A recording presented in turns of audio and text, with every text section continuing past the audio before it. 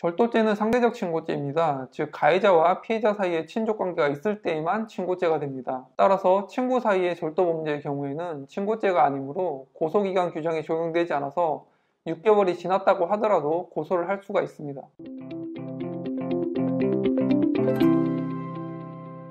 안녕하세요. 천변TV 천창수 변호사입니다. 오늘은 친고죄 고소사건에 대해서 알아볼까 하는데요. 친고죄가 정확히 뭔지는 몰라도 뉴스나 신문에서 많이 나오는 단어이다 보니까 한두 번쯤은 다들 들어보셨을 텐데요. 과거에 미스코리아 출신 모 연예인이 지인의 집에 방문하여 지갑을 훔친 뒤 지갑 속 현금과 수표 및 명품 지갑을 절도한 혐의로 경찰서에서 조사를 받은 사건이 있었는데요. 처음에는 지인에게 빌린 돈이라고 주장했으나 결국에는 수표를 현금으로 바꾸는 장면이 CCTV에 찍힌 영상을 확인한 후에 혐의를 일부 인정했었던 사건입니다. 또 최근 개그맨 박수홍 씨가 친형으로부터 30년간 출연료 등을 횡령당했다는 이유로 친형을 횡령 혐의로 고소한 사건이 있었습니다. 친고죄는 피해자가 고소를 하여야만 공소를 제기하여 상대방을 처벌할 수 있는 죄를 말하는 것인데요.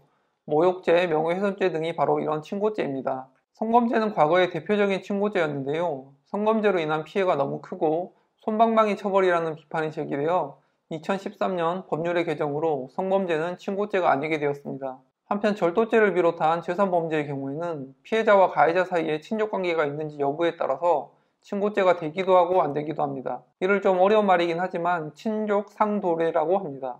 우선 친고죄는 범인을 알고 난 뒤 6개월이 지나면 고소기간이 지나 고소를 할 수가 없는데요. 만약 고소를 할 수 없는 불가항력적인 사유가 있는 경우에는 그 사유가 없어진 날로부터 6개월이 계산됩니다. 따라서 고소를 하려면 범인을 알고 난 후 6개월 이내에 고소를 진행해야 하고 만약에 나중에 범인이 처벌받지 않도록 하기 위해서 고소를 취소하고자 할 때에는 1심 판결 선고 전까지 하셔야 합니다. 친고죄는 크게 절대적 친고죄와 상대적 친고죄 두 가지로 나눠볼 수 있는데요.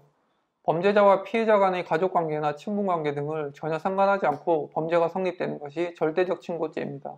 모욕죄라든지 사망한 사람에 대한 허위사실을 적시하는 사자명예훼손죄, 업무상 비밀 누설죄 등이 절대적 친고죄입니다. 절대적 친고죄와 달리 친족 상도례와 같은 상대적 친고죄도 있는데요.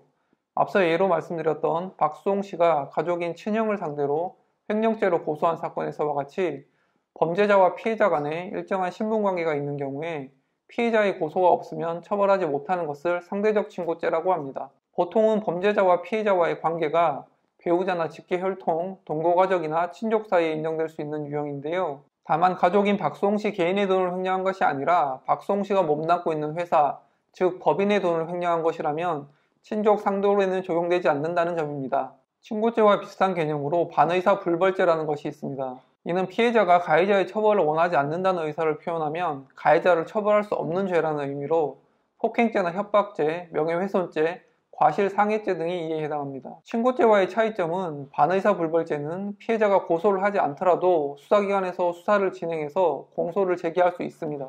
다만 합의 등을 통해서 피해자가 가해자의 처벌을 원치 않는다라는 처벌 불원서를 법원에 제출하게 되면 가해자는 형사처벌을 면하거나 감형을 받게 됩니다. 다만 성범죄나 특수폭행 또는 특수상해의 경우에는 친고죄나 반의사 불벌죄가 아니기 때문에 피해자와 합의를 하거나 피해자가 고소를 취하하더라도 수사가 종결되지 않고 증거가 명확한 경우에는 불기소 처분이나 기소유예 처분보다는 실형의 가능성이 높기 때문에 이런 경우에는 꼭 형사 전문 변호사의 조력을 받으시는 것이 좋습니다.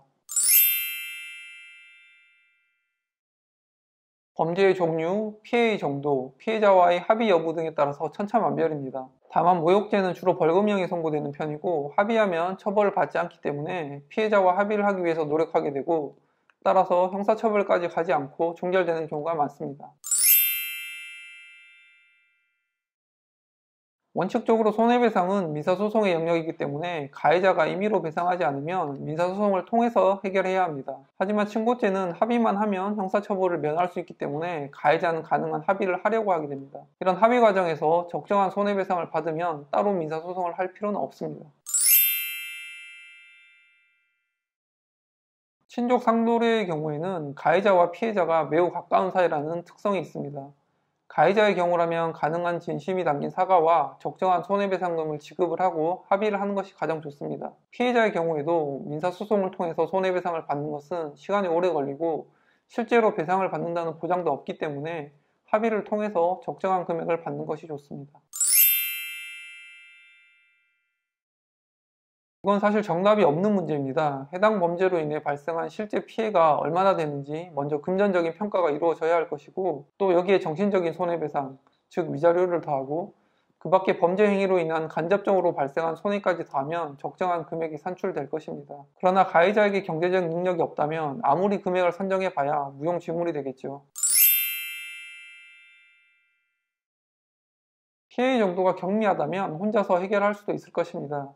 그러나 범죄로 인하여 심각한 피해를 입었다면 가능한 법률 전문가의 조력을 받아서 고소장 작성 단계에서부터 법리적, 논리적으로 작성하여 수사기관을 내 편으로 만들 수 있어야 합니다. 형사고소는 가해자에 대한 처벌이라는 목적도 있지만 민사소송을 통하지 않고 적정한 수준의 손해배상을 받을 수 있는 기회이기도 합니다. 따라서 초기 단계에서부터 법률 전문가의 조력을 받는 것이 좋습니다.